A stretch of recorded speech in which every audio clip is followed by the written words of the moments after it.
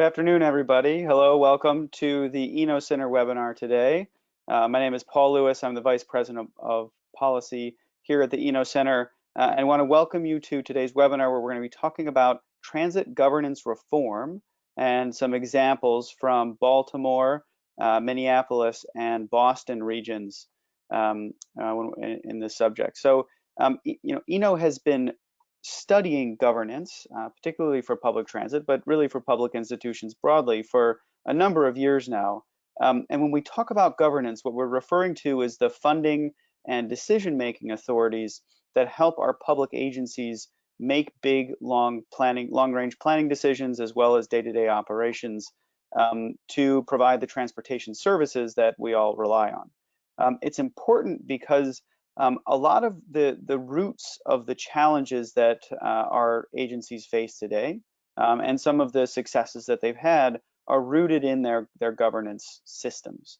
And a few weeks ago, Eno released a paper related to governance, looking at how governance works in the Baltimore region. And in doing this paper, we realized that, of course, lots of other regions around the country are going through similar conversations about governance and reforms and tweaks to try to improve the systems that they have. And so what we've done is we've put together a distinguished panel today where we're going to be hearing from three folks, and you see them up here on your screens. We have Brianne Eby, who is a senior policy analyst here at the Eno Center. She's going to be discussing our paper and the reform efforts that are currently ongoing in the Baltimore region. Then we're going to hear from Monica Tibbetts-Nutt, who is the vice chair of the Fiscal and Management Control Board for the Massachusetts Bay Transportation Authority in the Boston region.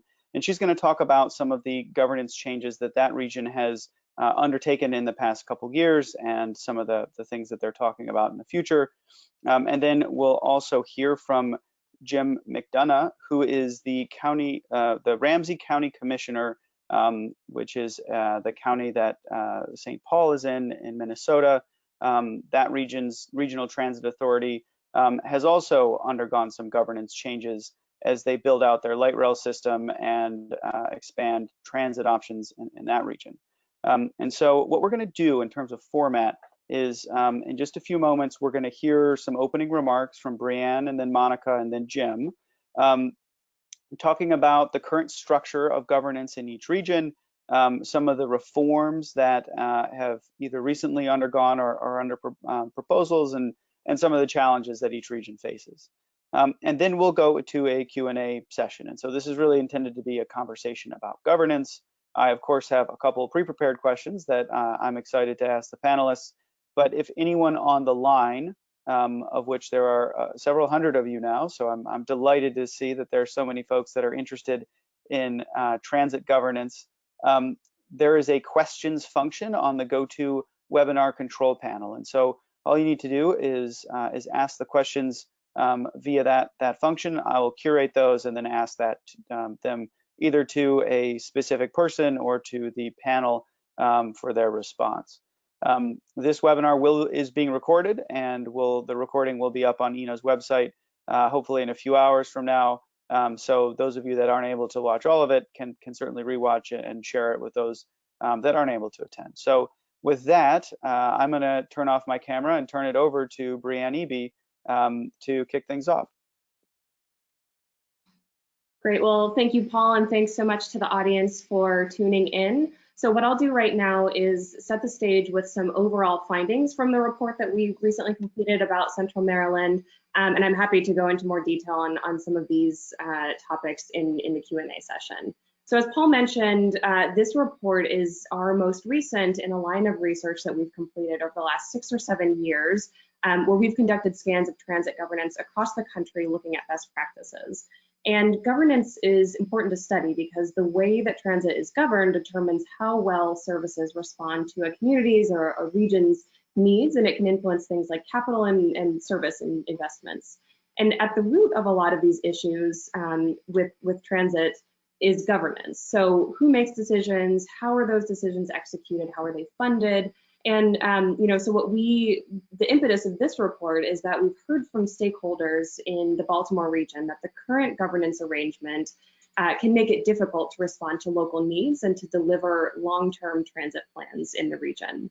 And so we wanted to evaluate if there are tweaks or more substantive overhauls that can be made in the Central Maryland region to improve governance.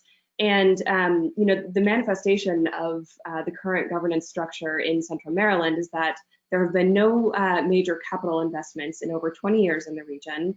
The transit service is often not reliable when compared to peer regions, and there are racial and geographic inequities in the way that transit service is delivered. And so we explored some of those in our report.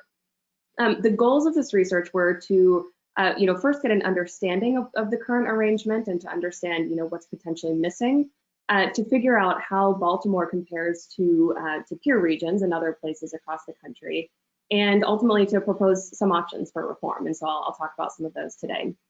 In terms of our methods, so we did, a fair amount of desk research, just kind of uncovering based on documents that were available, what we could about the region.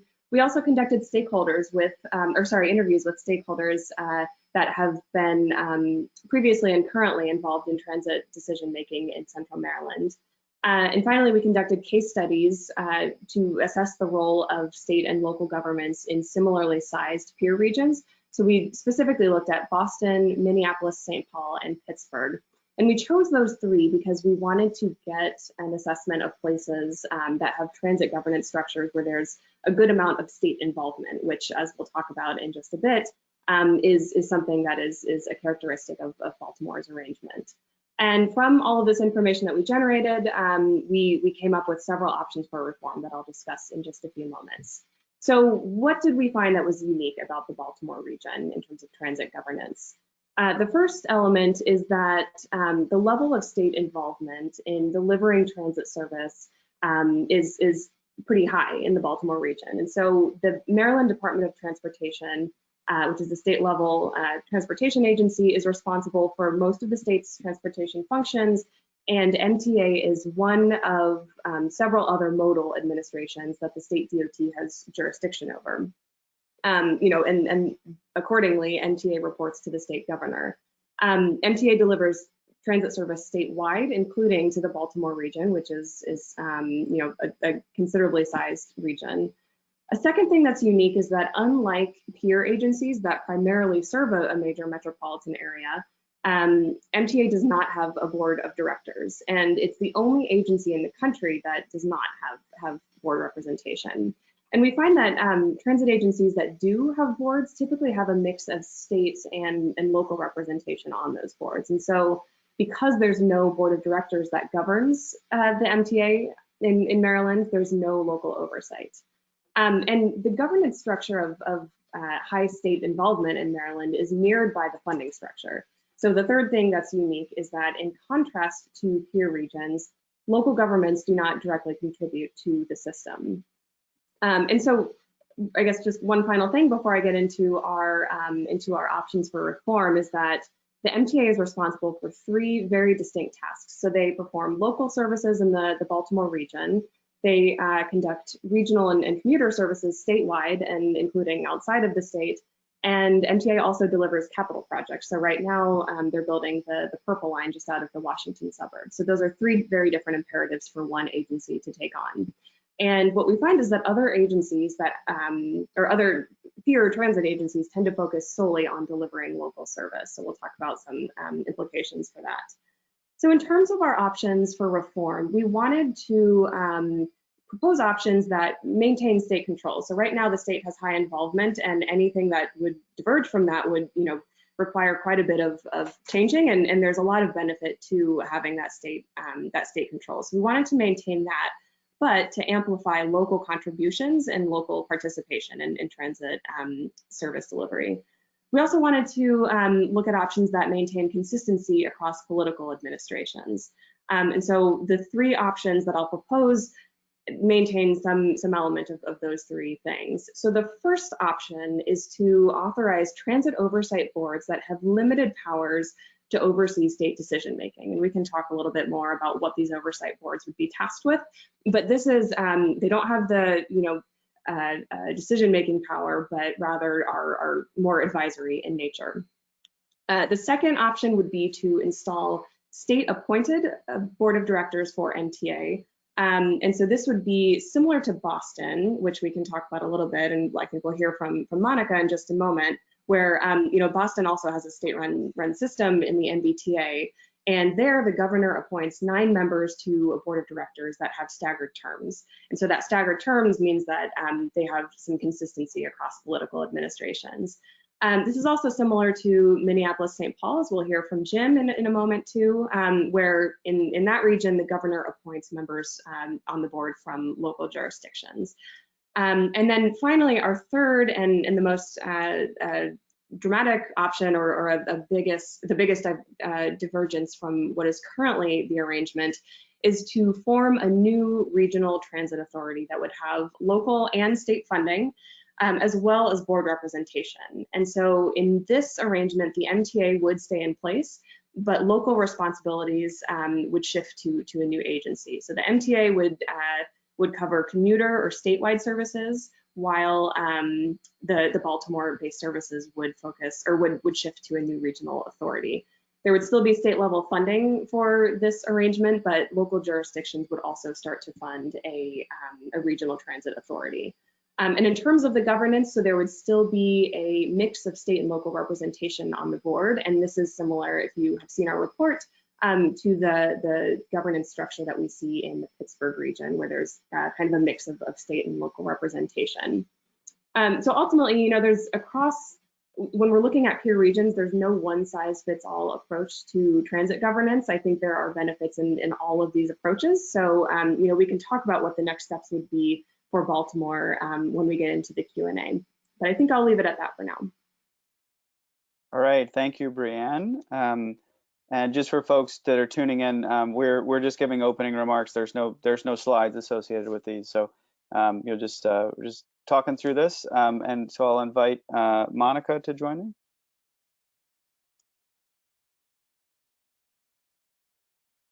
All right, Monica, I think you're still on mute. Got to happen at least once a week.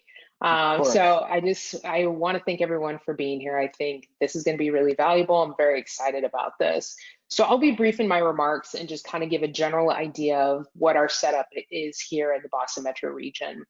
So as they said, I'm a member and vice chair of the Fiscal Management Control Board. We are a board that has been in existence for a little over 5 years. We came into the roles we're in now in 2015, following our kind of snowpocalypse. And during the multiple snowstorms that we were experiencing, our system failed and we had to close different modes. And we really just kind of buried the region, and it took us weeks and weeks to get out from under that. And so Governor Charlie Baker at that time decided that there needed to be an overhaul of the agency and a really clear understanding of how those failures happened, how to prevent them, and figuring out from a financial standpoint where a lot of the issues that the agency were facing, what were the reasons for it.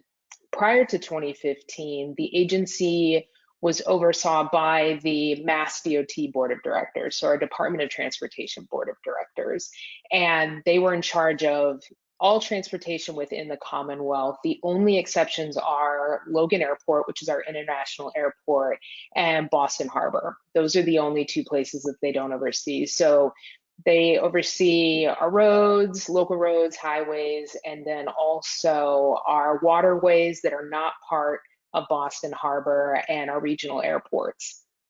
So you can see how a board overseeing all of that, in addition to overseeing the transit agency, made it very difficult for them to make sure from a capital standpoint and operating standpoint that everything was being done as it needed to be, and especially everything was being funded as it needed to be. So in 2015, the 5 of us were appointed. We've had 2 changes since then. One of our board members actually became the general manager, and another one of them retired from the board. 3 of us sit on the Mass DOT Board of Directors so that we do have that shared service. The 5 of us are appointed by the governor, but we are subject matter experts as opposed to the Mass DOT board that have different roles that need to be represented, but are not necessarily subject matter experts within their fields in relation to transportation. So we have someone that covers infrastructure, we have labor, we have finance, we have operations, we have general capital, and those are kind of the different areas. We are a working board, so we do actually work within the agency. We work with the different staff in the different departments to oversee the work that the agency is doing. In this role, it obviously, since it is so new, it is very difficult for, I think, a lot of people to, especially initially, really understand what the role was going to be, how we interacted with the agency, and what sort of responsibilities we had at the state level. As I mentioned, 3 of us sit on the DOT board also, and the reason is we have shared services across the Department of Transportation and the Transit Agency. So for example, our transit agency does not have its own planning department. The planning functions and planning department reside on the Department of Transportation side. So this obviously can get a little complicated, not only from a funding standpoint, but also from an oversight and especially voting. Depending on whether you're looking at it from a DOT or an agency standpoint, for the 3 of us, occasionally our votes are different. And that obviously can create a lot of discussion and can, depending on the project, create some issues. As we've continued to move through this, I think a lot of the positives from the FMCB have been, once again, greater oversight, but I also think a significant amount of transparency at the agency. All of our board meetings are live streamed. We take public comment at every board meeting. We have traditionally met every single Monday. We are now meeting between 2 and 3 times a month. Our board meetings tend to go from 5 to 6, 7 hours. Our longest one, I think, is 9.5 hours. So we really do debate everything, and we debate it in the open. Like I said, I think the transparency has been particularly helpful. The other thing is on the financial side, since there is so much focus from all of us and so much focus in the particular departments, our capital spending has increased by quite a bit. Initially, when we came in, we were, I think, around $300 to $400 million in capital spending each year. We are now up to about $1.5 billion in capital spending, and that's really just in the last 5 years. And a lot of that just came from the board focusing, the board discussing, but also mainly highlighting a lot of the issues that we were having to make it easier for the state level representation to actually weigh in and for the governor to weigh in on the issues we were having and be more proactive in the funding structure. Now, as we're talking about funding, we are funded in a couple of different ways. We are funded by assessments to the municipalities that are served by our agency. We have 182 different municipalities who all pay assessments depending on the size of the community. We also get state funding from our state legislature that comes out to between about $160 and $180 million each year. We also get a portion of our sales tax, which usually comes out to, in most years, around $50 to $60 million. And then obviously we get additional revenue from parking, advertising, and fares. So that's basically how our structure is really built. That's how we are funded. We do not, on the FMCB, have any elected officials, and we do not have any municipal representation.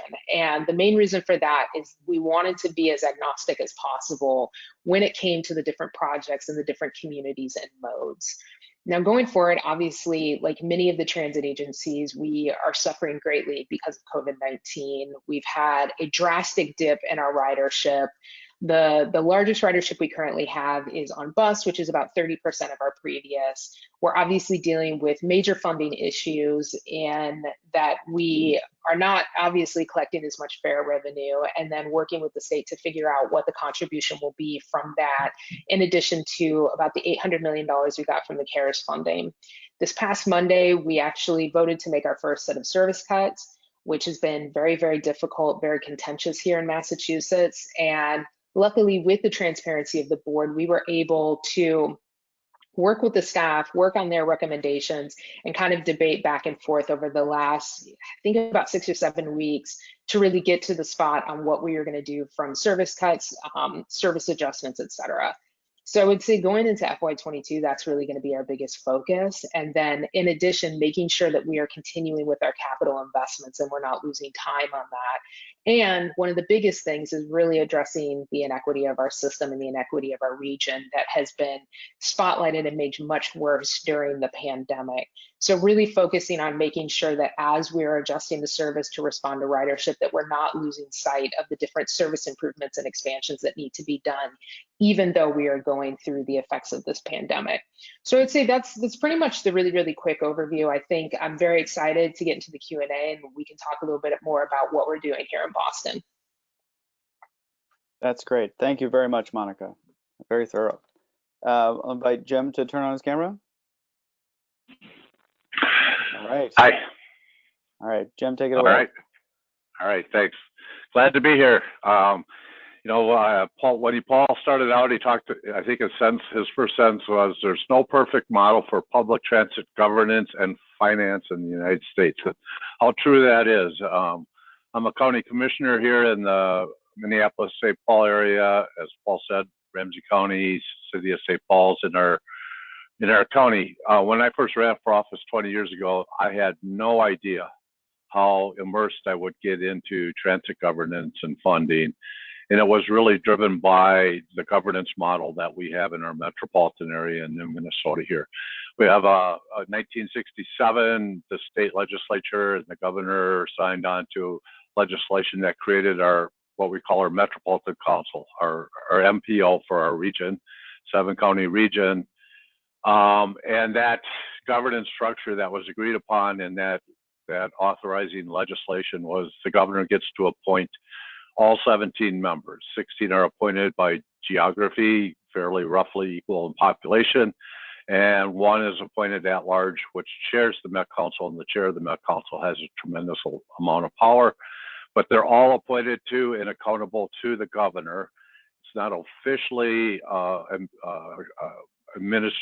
of the administration as, say, a department is, but they all appoint to the governor and look to the governor.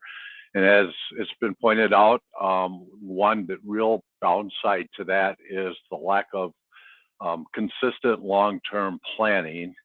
And I'll give you a great example of that. We had 3 governors in a row, Jesse Ventura.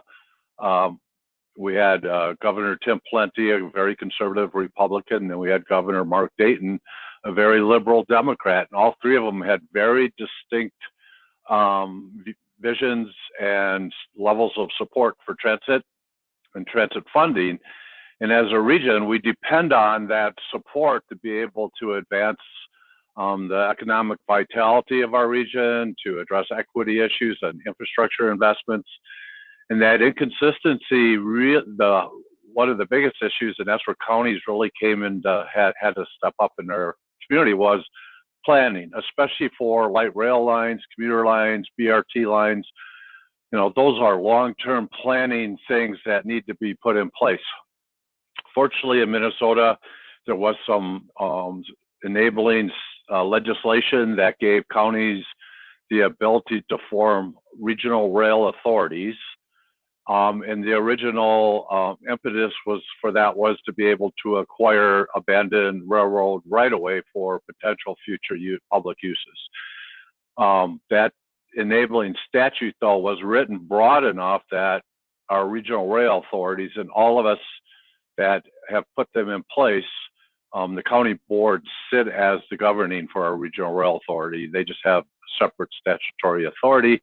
And they also have property tax levy authority to help pay for their work. Well, the enabling statutory was broad enough that we could actually fund planning and alternative analysis work for light rail lines and BRT. So counties started doing that. We came together to advocate for transit funding. We had a Metropolitan Transit Development Board of the 7 counties. We had no governance authority, but we advocated and were really strong players in that because we were able to fund some of the all of the alternative analysis work for our blue line, our green line, North Star commuter line, and set the stage for our arterial busway lines and a couple of extensions to the green and blue line. 2008 was really a critical year because we had advanced the green line to the point where we needed to move it forward. And at that time, the state was paying 30% of the non-federal share, which for the green line would have been a $300 million contribution. It was during Governor Plenty's administration. There wasn't much support for that. That was a big left. We were able to pass a transportation bill that gave the 7 counties a local option sales tax that we could impose to help fund for transit and or some road and bridge money in there. But a part of that, they gave the 7 counties the authority to be able to come together and form a joint powers board to pool our money so that we could help fund and pay for these catalytic investments. We were responsible for all the non-federal share of light rail and BRT, and we were responsible for 50% of the operations of those lines with that sales tax. But what that did was position us to be able to get to the spot where we got a full funding grant agreement for the green line. It put us in a position to be competitive federally because we had dedicated funding for these lines with the FTA. That really is an important issue.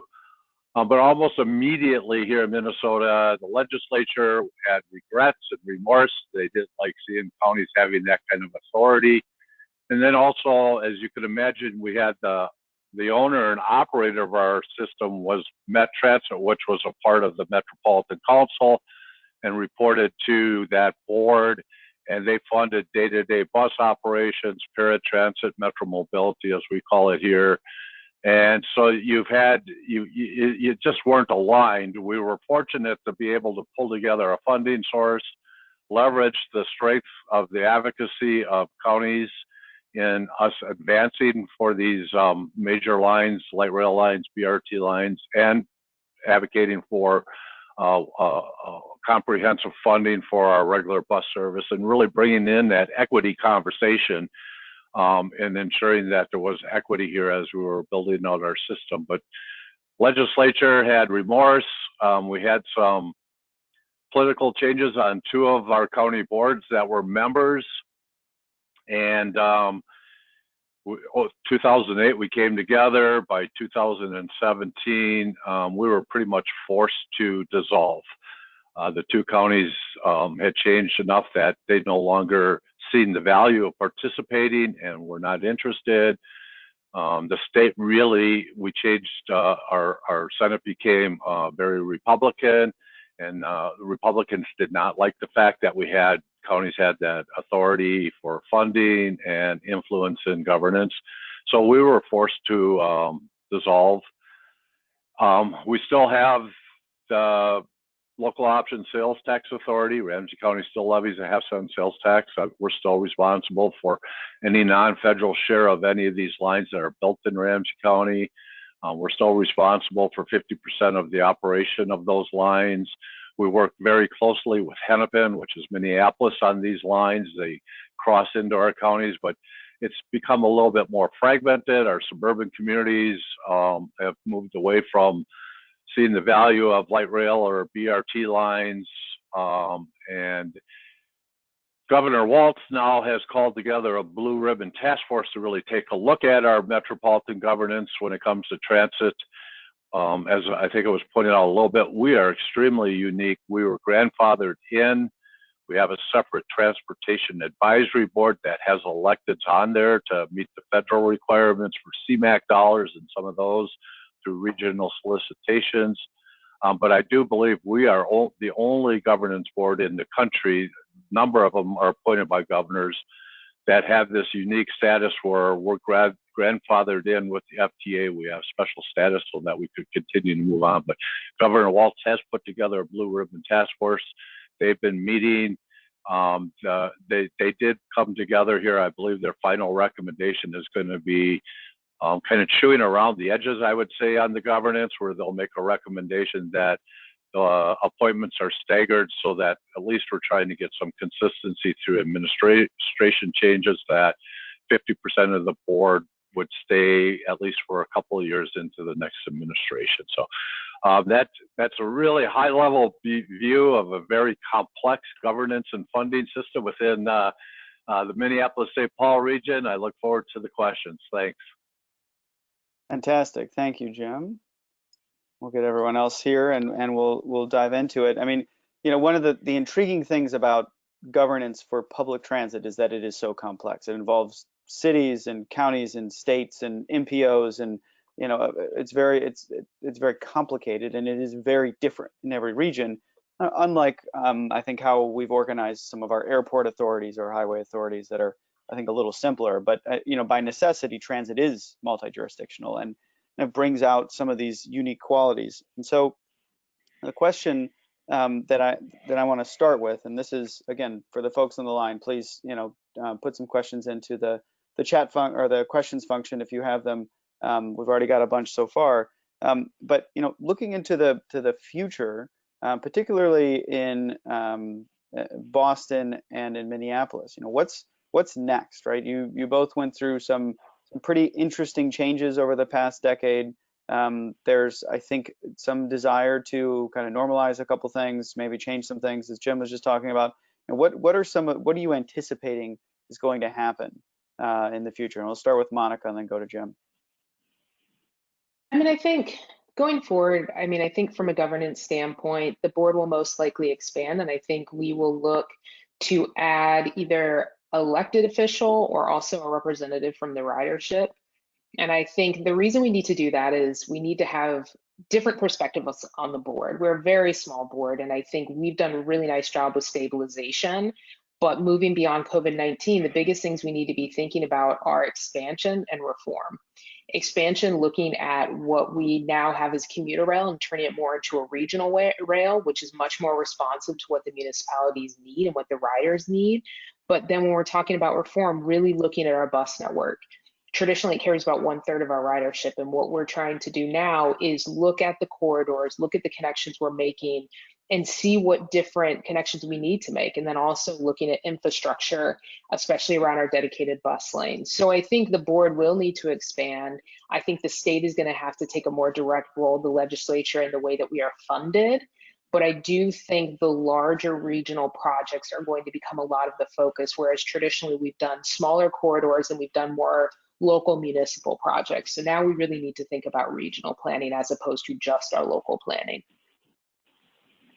Yeah, you know, I think for us in our region, you know, I'm so glad we had the opportunity with our County Transit Improvement Board and that funding, because we were able to do a lot in those 9 years as far as long-term planning and teeing up our lines. You know, we developed a program of projects. We got a number of lines teed up in the chute and moving forward. And even though CTIB had them dissolved, we still have a dedicated funding source to help move those forward. And we still got strong support with our 2 largest counties to be able to continue to fund that. Looking ahead, our biggest issue is how to sustain this, how to continue to provide robust, regular bus service that's dependable for folks, how to continue to do better in the Equid area so we're serving all of our community. And to assure that, we need to continue these conversations about our governance structure and being able to distance the influence of one governor or our legislature and allowing more local control to be able to help influence those decisions. And, you know, it's going to take time, but we're going to keep working at it. But a gradual shift that we actually have more local control. We have, you know, 50% of the economic engine of the state is within these 7 counties, and we need to be successful in attracting and retaining businesses. And a part of that is how well we do on our infrastructure investment, including transit. Great. And so the next question I have is for Brianne, kind of talking about some of these balances of how we put together a board of directors, right? This is something that we're looking at in the Baltimore region, and other agencies are exploring around the country. There's a couple of factors that I want us to all kind of discuss.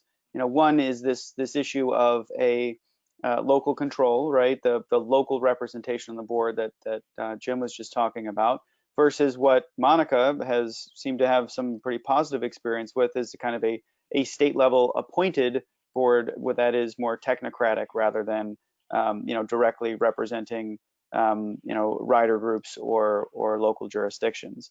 And then if it is local jurisdictions, how do you weight that? Do you weight that based on financial contribution, population, riders? How do we balance out these things, particularly with, and I'm looking here, there's a couple questions coming in about how do we make sure that the governance of transit is responsive to some of the needs of riders, particularly as agencies are looking to address some of the racial inequities that have come up and to the forefront of their priorities in the last couple of months in particular, but certainly something that they have been addressing and trying to address over decades. Big question, a lot of things in there, but Brianne, if you could just, and then Brianne and I were both co-authors on the report, and so we know a lot about it. Talk about how some of our recommendations get at some of those issues, and then I'd like to hear, particularly on the technocratic versus local control debate from Monica and Jim about their respective thoughts about how we balance that. Sure. So I'll take an initial stab, and anybody can jump in at any point if I miss anything or if there are additional thoughts here. So right now, I would say jurisdictional and rider interests are not really reflected in Baltimore's transit services, and so a potential transit authority that could be stood up. Counties and cities that are party to that service could contribute, as is the case in Boston. They could contribute a local assessment. And that could be based on population or on ridership. I think that's up to each individual place to determine what that would look like, but that would allocate a percentage share of the designated operating budget for that service. And I won't go into detail right now just because it's a little in the weeds, but we talk about that in our report, like what would the ideal operating budget look like. I will say that the onus is not on any. The idea is not that the onus would be on any one jurisdiction, and so places could opt into the service if they want to receive that. And so the idea there is that whatever jurisdictions are receiving that service would be contributing, and so the more local jurisdictions that are a part of that transit authority, the less the burden is on all the different places. I'm sure I missed some of the points of your question, Paul. Well, that's good. Monica, your thoughts? Yeah, I mean, I think the thing that I really like about our board as compared to some of the boards I've seen that are elected is we do not represent a particular constituency. We do not represent a particular mode. We really are mode agnostic. Most people have absolutely no idea what community each of us live in because that's just not how we approach it. And I think in an area where our local power is very, very great, that we have a lot of issues anytime a project crosses municipal boundaries, and also in a place where we do not have county government, which is something that is also very unusual.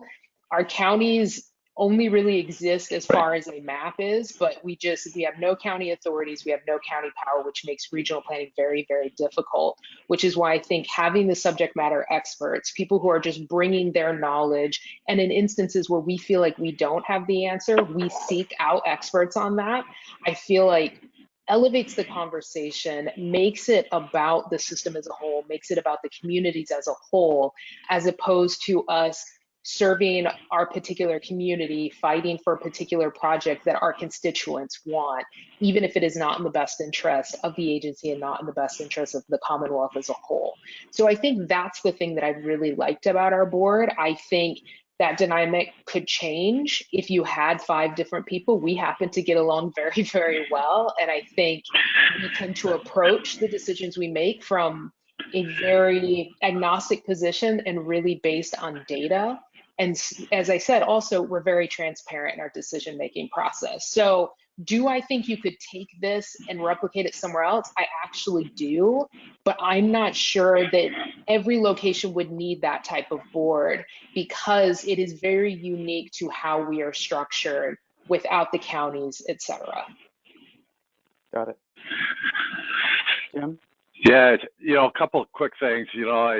I've looked at governance all over the country just because of the issues here, and because I've become so immersed into advocating and helping advance transit investment in our communities. And one observation I heard it actually from Monica there is, I would say we get a D in governance, just on best practices on some key things before CTIB. CTIB maybe went up to a B, right? But you could do really good on governance and still fail on implementation, right?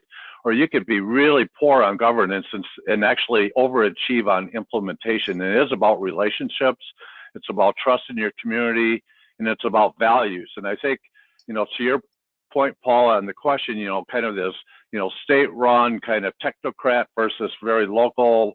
There's dangers and risks in both, and I think Monica talked about one of the risks of the local is becomes very political, right? You start, the North Star commuter line probably should have never been built. It got built because of political will. It never, it was in the days of earmarks. The federal money came through an earmark. It did come through FTA or FRA through the process, and we're paying for that, right? But I think one of the values of the local control when you got elected, a part of it is you don't miss the equity component, or I hope you don't. I mean, we've all done poorly in this country. We've placed infrastructure in communities because of the inequities, right? Our main night freeway went right through our African American community and destroyed it. And so we do it on both sides, right? We destroy communities with infrastructure investment, and we leave communities out because we don't bring infrastructure into communities. And that's the important voice, I think, when you have local electeds there representing those communities that you bring to the table when decisions are made about where and how investments are advancing. Got it. A couple of questions that are coming up, I think, have to do with, how do we actually get meaningful change in governance done, right? Eno's report was started in part because of the discussions there following the cancellation of the Red Line, some of the issues they've had with the bus network redesign, a few other things that's been kind of ongoing in recent terms. And our scope was to evaluate different options. What we didn't have time or budget to do was to say, how do we actually get them done? What are the steps to happen? And from what I understand in Boston, there was a big snowstorm. There was a couple service failures. There were some kind of big service disruption events that engendered this new control board. And in Minneapolis, there was a desire to build transit and some mistrust with the governor, and so the counties kind of empowered themselves to make a governance change. I'd be curious to hear about how what went on behind the scenes. How did that actually happen? What are some of the lessons for a region like Baltimore that's looking to potentially reform from regions that have gone through some big changes? Yeah. I could jump in real quick. Yeah, please. Yeah, thanks. And I don't want to be Pollyannish here at all, but it takes a lot of courageous leadership to make change, any kind of change. It really does. And I think you got to start with the value of there is a greater good. That is what our goal is, whatever it is. And in here, there's a greater good that we can do better than what we're doing for our people that live in our community. Because status quo protection, turf protection are powerful, powerful things. Change is hard for people, even if it's not working for them, they're comfortable with it. They know what it is. They know what to expect. When you start proposing big changes, especially around governance and finance, there's always this fear of the unknown. And so you've got to have courageous leadership, but you got to have a high level of trust too. Because you got to go through that change and address those unknowns together. And people have to trust everybody around the table that they're going to do this and that there is an alignment of vision of some sort of where you want to get to. And that's hard work. And that's hard personal work that you've got to really set the ground for.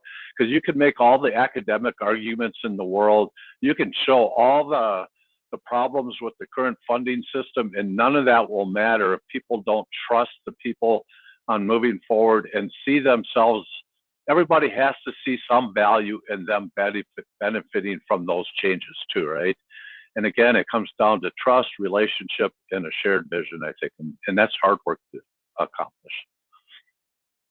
I think you hit it on the head with the trust. And I think for us, no one trusted us. I think our workforce didn't trust us, our communities didn't trust us. And so I think for us, it was really starting with a recognition of the mistakes that were made, a revealing of the reasons those mistakes were made, and really coming to a reckoning of the inequity and the segregation of our region and putting a name to it. And I think on our elected officials, it was really about doing their job as opposed to focusing on keeping their job.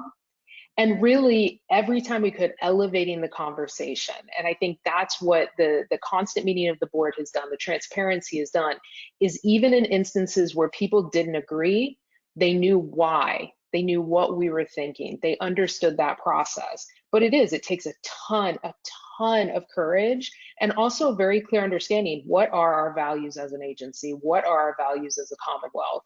Because if you're not willing to put words to that, it makes it very difficult to move forward, because then you have no structure, you have no guidance in what you're trying to do or how you're trying to do it. So it is big. And I think if we not had this catastrophe, we would have never gotten to this point, because in that situation, we had no choice but to deal with the problem.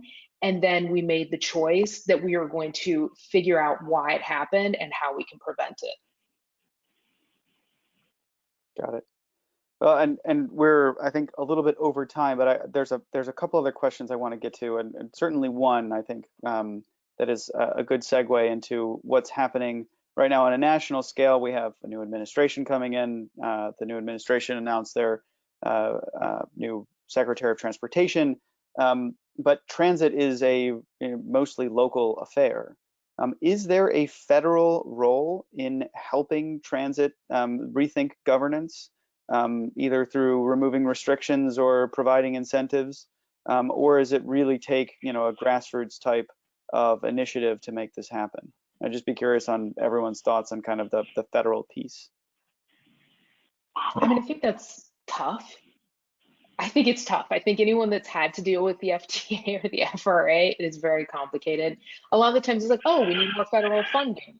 Except the way we have to get that funding, sometimes it's just not worth trying to get that funding. I think taking back some of the restrictions, easing some of the restrictions on how we spend our money, and I think how we invest in our fleet, how we tie it to land use, I think that would be very, very helpful. But I think, unfortunately, the federal government is so dysfunctional with all of these reauthorizations that the idea of them telling us how we should run our agency or how to govern them, I can't imagine anyone, any transit agency, even picking up the phone or even responding to that email. I think it's worth a conversation because federal money is powerful. I mean, I looked at governance, and we, all of us are familiar with what Vancouver's done, right? You go into Canada and they go, my God, you guys got your federal government sending you money. I mean, they don't have that in Canada, right? And they're like envious, and it's like, I don't know if it's worth it, But to Monica's point, we had a project. I led a project in Ramsey County, our Union Depot, our transit hub. Right, we were fortunate. We still had our old Union Depot from the 1920s. It was grand, but it hadn't been used since 1973. And I led the project. That's our main transit hub. But we had federal highway money, we had FRA money, and we had FTA money in there. Their rules and how they work together were. We were going to lose FRA money because the highway guys wouldn't accept their own processes within their own administration. So, but I do think it's worth a conversation. I think there's some core values when, if they're putting in 50% of the money, but how it looks in California looks different than Florida, than Minnesota, than Massachusetts, and there needs to be a lot of flexibility with that federal money too. Yeah, and to that point, I'll say one of the things that we did for this report was to look at the National Transit Database agency profiles for transit agencies across the country. And so I'd encourage folks to take a look at those if you haven't already or are not familiar. What we find is that, for most agencies, there is a considerable portion of funding that comes from the federal government. Most also, aside Baltimore aside, have local contribution as well. So I'd encourage folks to, look around at the different levels of state and federal and local funding. And, I think to Jim's point, it's worth the conversation. I think the federal government will continue to play a role, but I think in terms of reforms, that discussion should start at the local level. And so in the case of Baltimore, starting to leverage the, as Monica mentioned, the regional vision. I think being able to articulate that is something, as we say in our report, that is so missing right now in Baltimore, is a regional voice, a regional kind of imperative for doing this. I think the bones are there, but really getting strategic partnerships in place across the public, private, and civic sectors is really imperative. And then, the next step would be to take that to the state level and have some kind of legislation in place that would allow for a local transit agency, if that's what the local or the region wants to pursue. And then, ultimately the funding would be a mix of sources from, or a mix of funds from all levels. So the federal government would play a role. Yep, thanks for that. And it's true, right? And we mentioned it earlier that transit in particular has lots of different players and lots of different actors, and it is very complicated, and what we found is that it does vary at every single region. So it makes it very interesting, and certainly appreciate the comments, and thanks for sticking around a few minutes after our official 4:45 p.m. Stop time. I think this has been a really interesting conversation, and thanks for joining us, and we'll hope to continue the conversation with you soon. Thank you. Thank you. Glad to be a part of it.